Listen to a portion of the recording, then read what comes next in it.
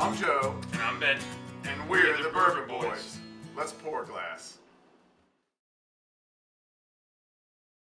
Welcome back to the Bourbon Boys. See, we have no bottle up here right now. Uh-oh. Because what we got this week? It's March. It's March. It's March Madness. So we have the Bourbon Boys Budget Bourbon Battle. Yeah. Something, bash, battle, brawl, whatever you want to call. So what we did is we selected 8, I kicked one there, 8 bourbons, and they are all, we had our parameters where they had to be under $25. Yep. Had to be readily available, and they all had to be about 100 proof. We didn't make it bottled and bond, so we made it about 100 proof, so within things. So they would all be kind of even, and they're wall ones that we like. So, and then we took roughly, we have 20 or so people involved in this. Okay.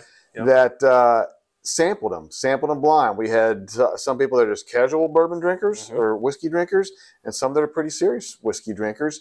And they did them blind, and they didn't even know what they were tasting, and they picked one or the other, and we did them head to head. So now, before we get started on that, I am going to mention, we're going to bring up a couple here that did not make it in that easily could have, and we thought about it a lot. So this first one here is the Old Tub Unfiltered from Jim Beam, which is a nice value bottle, and we enjoy it. And no reason why we didn't pick this, but we went with another Jim Beam product that was similar, and just we thought it said Jim Beam on it. It wasn't the Old Tub, and I don't know how long they're going to be making this. Right. I think it's a regular edition right now, but I don't know if it's going to be an ongoing release. Right.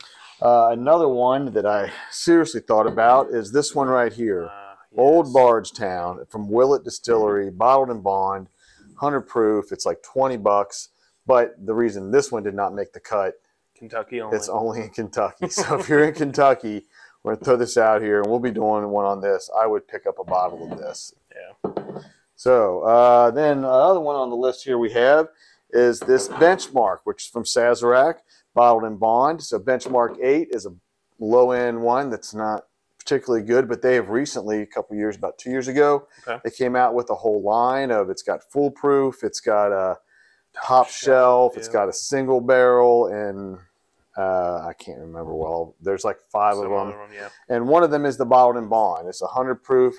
Got these. The only place I found these are in Indiana, which is why it's not included, and it's only like $16 a bottle. But if you like the Buffalo Trace flavor profile of those kind of fruity, sweet flavors, this one is a bargain. I'm not saying it's the best thing they make, but it's very good, and it's $16. It's quite tasty, but it's hard to get. It's not everywhere, so we did not include that one.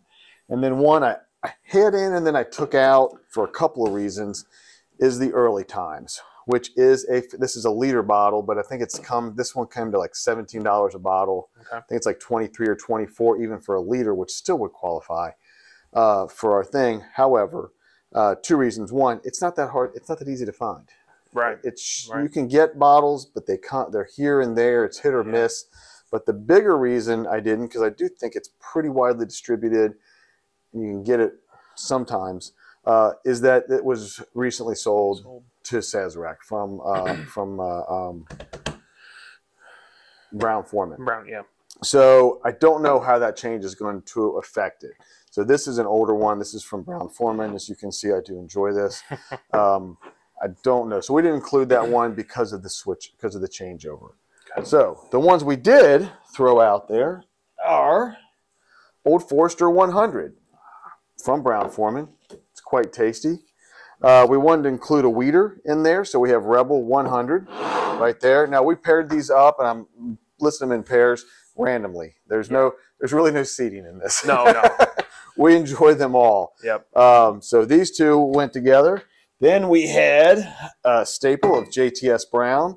It's not one of my personal favorites, but it's not bad, and a lot of people swear by this. They love it. And then the other Jim Beam product that we like is the Jim Beam Bottled and Bond. We think it's one of the better values in the Jim Beam line, and we like Jim Beam at higher proofs than the lower proofs. And this one here delivers a lot for the price tag that it's in. And then we have one of the classics, which is Wild Turkey 101. And we have J.W. Dant, which I really enjoy. This is a great, like, kind of hidden bottle. I don't know if a lot of people know about this one, but if you get a chance, it's quite tasty. And everybody knows about Wild Turkey 101. Oh, yeah. It is, right, it's a long-time favorite. So, and then over here we have two more, and I'm getting way over on the edge here. I don't know if we're in camera or not, but we have Evan Williams White Label, which we like and we recommend as a budget bourbon for anyone. Delicious. And then Old Granddad Bottled in Bond, which we think is, again, it's a Jim Beam product. We love this product. It's very good. It's one that we enjoy drinking. Yep. So, round one.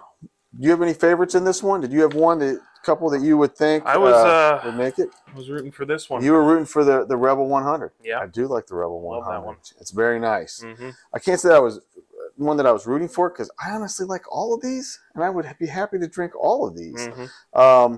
But two that I thought would, if I had to pick two to make it to the final, it would be the Wild Turkey 101, and it would be the Evan Williams probably. Yeah. And as a outlier, I kind of thought this J.W. Dant, but obviously it's going up against Wild Turkey right in the first round, as happened to be, that I thought this one would have an outside chance. Going to be an upset.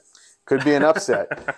But first round, we had winners here, and the winners were easily this one here, Evan Williams, Wild Turkey 101, the Jim Beam Bottled in Bond, and the Old Forester, which kind of surprised me. Yeah, I really kind of thought this weeder, that softer, sweeter profile would be a hit with some of the people that were less intense bourbon drinkers, and it didn't happen. It was pretty unanimous. I got hardly any votes, and this one got a lot.